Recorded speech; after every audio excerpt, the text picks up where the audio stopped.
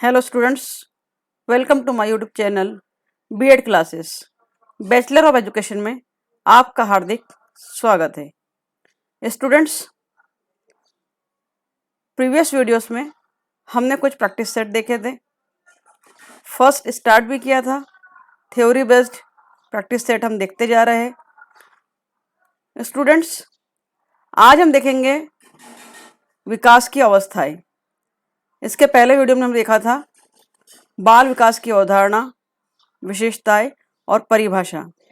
Theory based फिर question किए जाते हैं। स्टूडेंट्स, वीडियो को अंत तक ज़रूर देखें, क्योंकि थ्योरी समझ में आने पर ही क्वेश्चन पेपर सेट आप आंसर दे पाते हैं। तो आज हम देख रहे हैं विकास की अवस्थाएं, स्टेजेस ऑफ डेवलपमेंट। बाल विकास की प्रक्रिया को विभिन्न अवस्थाओं में बांटा जा सकता है। विकास की हर अवस्था दूसरी अवस्था से भिन्न होती है। आपने देखा है विद्यार्थियों कि बाल विकास की अवस्थाओं को हमने भिन्न भिन्न प्रकारों में बांटा है, जिसमें हम बात कर सकते हैं बाल्यावस्था की, शिशु अवस्था की, गर्भाधान की अवस्था की बात कर सकते हैं। इसके अलावा हमने वृद्धावस्था, प्रौढ़ावस्था को देखा। तो ये सारी अवस्थाएं विकास की अवस्थाओं के अंतर्गत आती है। जैसे जैसे बालक की आयु बढ़ती है, वैसे वैसे विभिन्न स्टेजेस में वो प्रवेश करता है। अवस्थाओं से तात्पर्य यहाँ स्टेजेस से है। बालक अलग अलग अवस्था में अलग अलग प्रकार का विकास करता है और उसी के अनुसार व्यवहार करता है। इन विकास अवस्थाओं को आयु स्तरों में बांटा गया है। जब एक विकास खत्म हो रहा होता है तथा दूसरी विकास अवस्था शुरू हो रही होती है, तो पहली विकास अवस्था के खत्म होने से पहले दूसरी विकास अवस्था शुरू होने के बाद तक बालक या व्यक्ति दोनों में विकास अवस्थाओं के लक्षण पाए जाते हैं। अर्थात स्टूडेंट्स, इसको हम ऐसा समझ सकते हैं कि विभिन्न अवस्थाओं का प्रभाव एक दूसरे पर पड़ता है। विभिन्न अवस्थाओं में, स्टेजेस में शिशु का जो डेवलपमेंट होता है, विकास होता है, वो भिन्न भिन्न होता है, परंतु पहली अवस्था का दूसरी अवस्था पर प्रभाव अवश्य पड़ता है। एक दूसरे से दोनों अवस्थाएं, दोनों स्टेजेस लिंक होती है। हम बात करते हैं स्टूडेंट्स कि दोनों में विकास अवस्थाओं के लक्षण पाए जाते हैं। अर्थात दो स्टेजेस की अगर बात कर रहे हैं तो दोनों में पाई जाएगी। दोनों विकास अवस्थाओं की विशेषताओं में मिला जुलापन, ओवरलैपिंग होता है। हरलॉक ने 2004 में विकास अवस्थाओं को इस प्रकार परिभाषित किया था। हरलॉक महोदय ने जो विकास अवस्थाएं दी, जो स्टेजेस थ्योरी दी, उसकी अवस्थाओं को इस प्रकार वर्गीकृत किया था। हम देख सकते हैं चार्ट में विकास अवस्थाओं का एक चार्ट दिया है, एक सारणी आपके सामने है। पहली जो विकास अवस्था बताई गई है, हरलॉक महोदय ने बताई, वो है हमारी गर्भकालीन अवस्था, प्रीनेटल पीरियड जिसे कहा जाता है, जिसका आयु स्तर है गर्भधारण से जन्म तक। सेकेंड स्टेज हम देख सकते हैं, हम विकास की अवस्थाएं पढ़ रहे हैं, स्टेजेस डेवलपमेंट पढ़ रहे हैं। तो सेकेंड अवस्था में विद्यार्थियों हम देख रहे हैं शैशवा अवस्था, जिसे इन्फेंसी स्टेज भी कहा जाता है, जिसका समय दिया गया है, जिसका काल दिया गया है जन्म से 14 दिन की अवस्था। विद्यार्थियों, एग्जाम में पूछा जाता है गर्भकालीन अवस्था या प्रीनेटल पीरियड कब से कब तक होता है, तो ये होता है गर्भधारण से जन्म तक। दूसरा क्वेश्चन पूछा गया है शैशवावस्था या इन्फेंसी स्टेज कब से कब तक होती है, तो जन्म से 14 दिन की अवस्था होती है इन्फेंसी स्टेज। बचपन अवस्था, तीसरी अवस्था जो बांटी गई है या डिवाइड किया गया है, वो है बेबीहुड, जो कि 14 दिनों के बाद से 2 वर्ष तक चलती हैं। स्टूडेंट्स, हम देख रहे हैं कि एक बालक का विकास आयु के अनुसार कैसे कैसे विभिन्न स्टेजेस से होकर गुजरता है। तो पहले स्टेज को हमने देखा कि गर्भकालीन अवस्था, जो कि गर्भधारण से जन्म तक है। उस गर्भकालीन अवस्था में भी एक शिशु का विकास कुछ न कुछ चलता रहता है, किसी न किसी स्तर तक होता रहता है। फिर वो आ जाता है शैशवावस्था, जन्म से 14 दिन की अवस्था, अर्थात गर्भधारण की श्रेणी से वो बाहर निकल चुका है, आगे बढ़ चुका है, तो जन्म से 14 दिन की अवस्था है। फिर हम बचपन अवस्था की बात कर रहे हैं, 14 दिनों के बाद से 2 वर्ष तक। फोर्थ स्टेज है पूर्व बाल्यावस्था, अर्ली चाइल्डहुड। इस चार्ट को विद्यार्थियों अच्छे से याद कर लीजिएगा, इस पर एग्जाम में प्रश्न अवश्य पूछे जाते हैं। अर्ली चाइल्डहुड की बात कर रहे थे, जो कि 3 से 6 वर्ष की अवस्था दी गई है स्टूडेंट्स, 3 से 6 वर्ष तक। तो पूर्व बाल्यावस्था कितने वर्ष की होती है? 3 से 6 वर्ष। उत्तर बाल्यावस्था की बात कर रहे हैं, लेट चाइल्डहुड, 6 से 14 वर्ष। अब 6 नंबर पर हम स्टेज की बात कर रहे थे, वयः संधि या पूर्व किशोर अवस्था, अर्थात उत्तर बाल्यावस्था, लेट चाइल्डहुड के बाद और किशोर अवस्था के एडोलेसेंस के पूर्व की अवस्था की हम बात कर रहे हैं स्टूडेंट्स। वह संधि या पूर्व किशोरावस्था कहते हैं।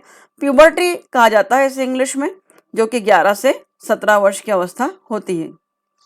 किशोरावस्था की बात कर रहे हैं, एडोलेसेंस स्टेज की बात कर रहे हैं कि जब व्यक्ति या बालक पूर्वावस्था और बाल्यावस्था को पार कर चुका होता है, यहाँ तक कि पूर्व किशोरावस्था की स्टेज भी उसने पार कर ली होती है, प्यूबर्टी स्टेज से भी आगे गुजर चुका होता है, तो पहुंच जाता है किशोरावस्था में, एडोलेसेंस स्टेज में, जिसका काल दिया गया 17 से 27 वर्ष।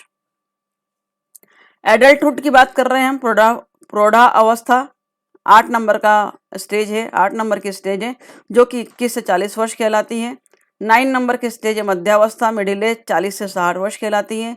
और लास्ट 10 वृद्धावस्था है, ओल्ड एज 60 से जीवन के अंत तक चलती रहती है। ये था एक चार्ट जो कि विकास की अवस्थाओं का चार्ट था, जिसे हम डेवलपमेंट स्टेजेस ऑफ डेवलपमेंट कह सकते हैं, जो कि हरलॉक के अनुसार था। विद्यार्थियों, हर किसी साइकोलॉजिस्ट ने, मनोवैज्ञानिक ने एक अलग अलग अपनी धारणा को, अपनी कंसेप्ट को व्यक्त किया है। तो जब भी हरलॉक के अनुसार पूछें तो आपको इस समय सारणी का ध्यान रखना है, इस सारणी का ध्यान रखना है। विकास की अवस्थाओं का वर्णन इस प्रकार है। हम बात कर रहे हैं स्टेजेस डेवलपमेंट की बात कर रहे हैं, डेवलपमेंट स्टेजेस की बात कर रहे हैं। डेवलपमेंट किसका? एक बालक का। तो चाइल्ड डेवलपमेंट की स्टेजेस है ये, ठीक है स्टूडेंट्स। पहला हम देख रहे हैं गर्भकालीन अवस्था। सभी विद्यार्थियों से जो वीडियो देख रहे हैं, निवेदन है वीडियो को पूरा जरूर देखें, क्योंकि मेरी अगली वीडियो इसी पर आधारित होती है, इन्हीं के प्रश्नोत्तरों पर आधारित होती है कि एग्जाम में कैसे घुमा फिराकर प्रश्न पूछे जाते हैं। पहली अवस्था है गर्भकालीन अवस्था।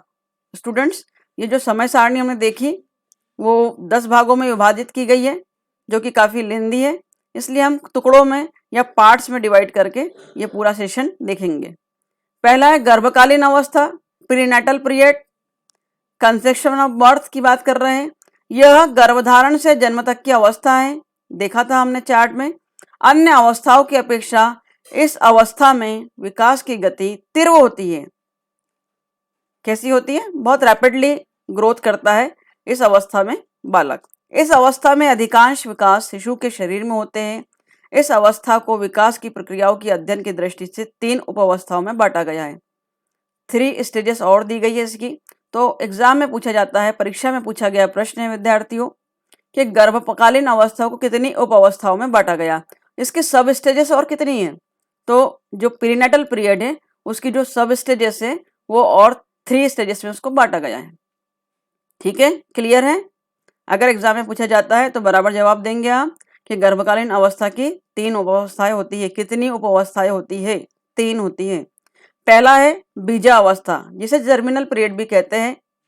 ये जन्म से संबंधित है, जीवाणु से संबंधित है। और यह जो बीजा अवस्था है, गर्भकालीन अवस्था की बात कर रहे हैं हम, उसका डिवाइडेशन की बात कर रहे हैं, तो इसका जो पीरियड होता है वो होता है गर्भधारण से 2 सप्ताह तक। जब स्त्री गर्भवती होती है तो उस समय से लेकर 2 सप्ताह तक का पीरियड कहलाता है बीजा अवस्था, जर्मिनल पीरियड। इस अवस्था में शिशु का आकार अंडानुमा होता है, जिसमें बाहर कोई विशेष परिवर्तन नहीं दिखाई देता, परंतु अंदर कोष्ठ विभाजन की क्रिया चलती रहती है। आपको बाहरी रूप से स्त्री में कोई परिवर्तन नजर नहीं आता, परंतु जब वो गर्भ धारण कर लेती है तो उसमें अंदर ही अंदर विभाजन की प्रक्रिया चलती रहती है। लगभग 10 तक उसे माँ से कोई आहार प्राप्त नहीं होता, परंतु बाद में यह गर्भाशय की टीवरौजा और माँ से आहार प्राप्त करने लगता है। बाद में वो गर्भाशय में तीव्र हो जाती प्रक्रिया और माँ से आहार प्राप्त करने लगता है। यहाँ पर स्टूडेंट्स ये समझना है कि 10 दिन तक उसे आहार प्राप्त नहीं होता, उसके बाद वो धीरे धीरे उसे प्राप्त करने लगता है। सेकेंड स्टेज हमारी है भ्रूणावस्था, एम्ब्रियोनिक पीरियड। यह पीरियड जो चलता है, गर्भकालीन अवस्था का दूसरा पीरियड की बात कर रहे हैं। यह 2 सप्ताह से 8 सप्ताह तक की अवस्था है। इस अवस्था का जीव भ्रूण कहलाता है। थोड़ा सा टाइपिंग मिस्टेक है, देख सकते हैं, उसे हम भ्रूण कहते हैं। इस अवस्था में शरीर के मुख्य अंगों का निर्माण होता है और दूसरे महीने के अंत तक इसका भार 2 ग्राम और लंबाई 1 इंच से 2 इंच तक हो जाती है। ये एग्जाम में पूछा गया प्रश्न है कि भ्रूणावस्था के दूसरे महीने के अंत तक बालक का भार कितना होता है, एग्जाम में दे देता है। तो लंबाई 1 इंच से 2 इंच तक हो जाती है और भार 2 ग्राम। अब हम बात कर रहे हैं भ्रूण की बात कर रहे हैं। भ्रूण की बाहरी परत लेयर एक्टोडर्म कहलाती है। भ्रूण की बाहरी परत क्या कहलाती है? तो भ्रूण की बाहरी परत लेयर एक्टोडर्म कहलाती है, जिसमें त्वचा, बाल नाड़ी, मंडल, दांत और नाखूनों का निर्माण होता है। जो एक्टोडर्म अवस्था कहलाती है उसमें इन चीजों का, इन प्रक्रियाओं का विकास होता है। मध्य की परत मेसोडर्म कहलाती है, जिससे मुख्यतः मांसपेशियों का निर्माण होता है। मसल्स का निर्माण किससे होता है पूछा गया प्रश्न है, तो मेसोडर्म से ही मसल्स का निर्माण होता है। याद रख सकते हैं आप, मसल्स और मेसोडर्म मिलता जुलता है। तीसरी परत आंतरिक परत होती है, जो एंडोडर्म कहलाती है, जिससे पाचन अंगों, हम डाइजेस्टिव सिस्टम की बात कर रहे हैं यहाँ पर स्टूडेंट्स, इंग्लिश वाले समझेंगे, जिससे पाचन अंगों, लीवर, फेफड़े, ग्रंथियों का निर्माण होता है। हम लीवर की बात कर रहे हैं यहाँ, हम डाइजेस्टिव सिस्टम की बात कर रहे हैं, फेफड़ों की बात कर रहे हैं, लंग्स की बात कर रहे हैं और ग्लैंड्स। तो जो तीसरी परत होती है वो एंडोडर्म कहलाती है और इसमें डाइजेस्टिव सिस्टम की बात की जाती है। डाइजेस्टिव सिस्टम के बारे में किस अवस्था में बात की जाती है? परीक्षा में पूछा गया था, नेट एग्जाम में पूछा गया था, किस अवस्था में की जाती है? बाल्यावस्था, किशोरावस्था, गर्भावस्था या भ्रूणावस्था? तो ये उप अवस्था के अंतर्गत एंडोडर्म कहलाती है, जिसमें डाइजेस्टिव सिस्टम की बात की जाती है। तीसरा विभाजन किया था स्टेजेस में, गर्भकालीन अवस्था में गर्भस्थ शिशु की अवस्था, पीरियड ऑफ द फेटस, यह 8 सप्ताह से जन्म से पूर्व तक की अवस्था है। टाइम पीरियड याद रखेंगे क्योंकि एग्जाम में पूछा जाता है। भ्रूणावस्था में जिन अंगों का निर्माण होता है उन्हीं अंगों का विकास इस अवस्था में होता है। आपने देखा किन अंगों का विकास होता है? त्वचा का होता है, बाल का होता है, नाड़ी का होता है, दांत का होता है, नाखूनों का होता है, डाइजेस्टिव सिस्टम का भी होता है, फेफड़ों का भी होता है, मसल्स का भी होता है। तो जिन अंगों का निर्माण होता है उन्हीं अंगों का विकास इस अवस्था में होता है, अर्थात गर्भस्थ शिशु अवस्था भ्रूणावस्था पर आधारित है। इस अवस्था में गर्भस्थ शिशु के सभी प्रमुख अंग जैसे हृदय, फेफड़े आदि कार्य करने लगते हैं। यदि 7 महीने का गर्भस्थ शिशु भी जन्म लेता है तो वह जीवित रह सकता है। सेकंड स्टेज हमारी हम देख रहे हैं स्टूडेंट्स, शिशुअवस्था, जिसे इन्फेंसी स्टेज भी कहा जाता है। यह जन्म से 14 वर्ष की अवस्था है। इस अवस्था में शिशु को नवजात शिशु, न्यूबॉर्न बेबी कहते हैं। इस अवस्था में बालक को पूर्णतः नए वातावरण में समायोजित करना पड़ता है। शिशुअवस्था में बालक आ गया है, गर्भावस्था से बाहर आ गया है, अब वो नए वातावरण में समायोजन करना सीख रहा है। यह नया वातावरण माँ के गर्भ की अपेक्षा पूर्णतः भिन्न होता है, इसलिए इस अवस्था को समायोजन अवस्था भी कहा जाता है। बताइए समायोजन अवस्था किसे कहा जाता है? जब पूछा जाए प्रश्न में तो क्या होगा आपका आंसर स्टूडेंट्स? डेफिनेटली हमारा आंसर होगा शिशुअवस्था को समायोजन अवस्था कहा जाता है, क्योंकि जब गर्भस्थ अवस्था में बालक होता है तो माँ के गर्भ में जो उसका विकास होता है, जो वातावरण होता है, पूर्णतः अलग होता है, परंतु बाहर आने के बाद उसे वातावरण के साथ समायोजन करना पड़ता है, इसलिए इसे समायोजन की अवस्था भी कहा जाता है। इस अवस्था में बालक को अनेक प्रकार की क्रियाएं जैसे चूसना, निगलना, श्वसन, उत्सर्जन इत्यादि करनी पड़ती है। शिशुअवस्था ही वह अवस्था है जब बालक चूसना सीखता है, निगलना सीखता है, श्वसन क्रिया करता है, उत्सर्जन क्रिया करता है, या आदि आदि क्रियाओं को शिशुअवस्था में करता है। इस अवस्था का मुख्य कार्य बालक द्वारा नवीन परिस्थितियों के साथ समायोजन स्थापित करना है। शिशुअवस्था की कुछ विशेषताएं निम्न प्रकार है। देखा विद्यार्थियों, इन्फेंसी स्टेज को न्यूबॉर्न बेबी स्टेज भी कहा जाता है।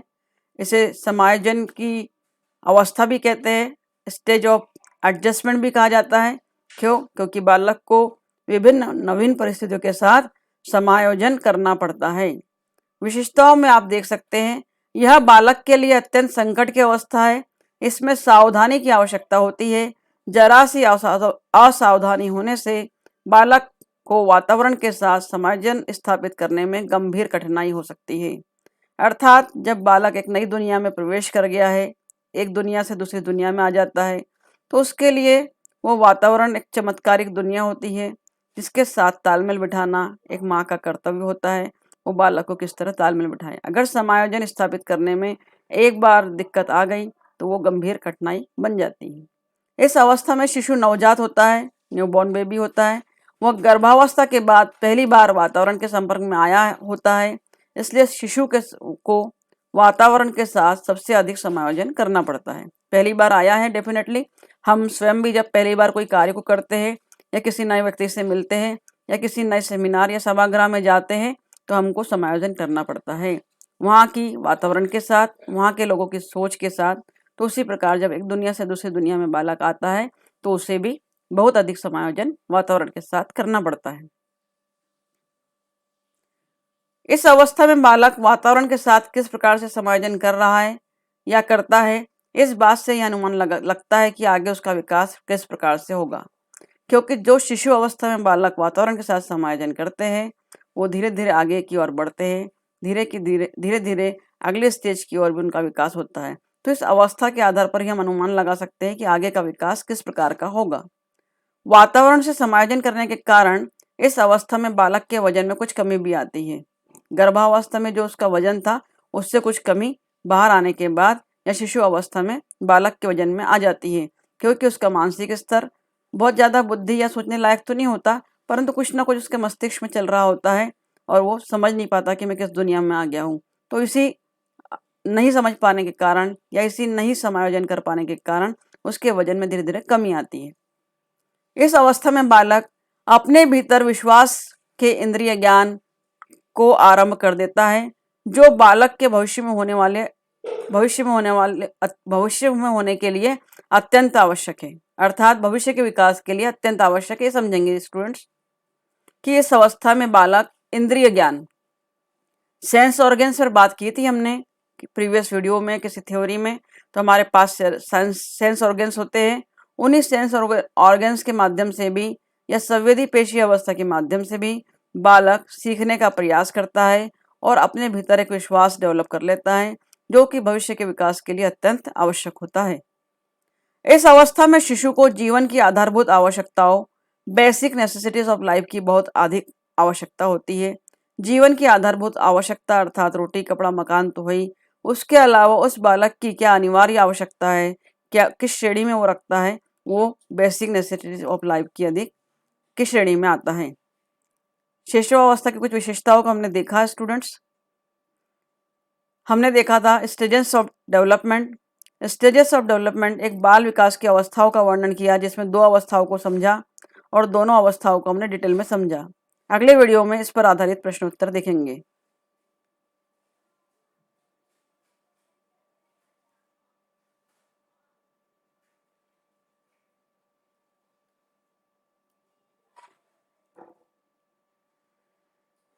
Thank you very much.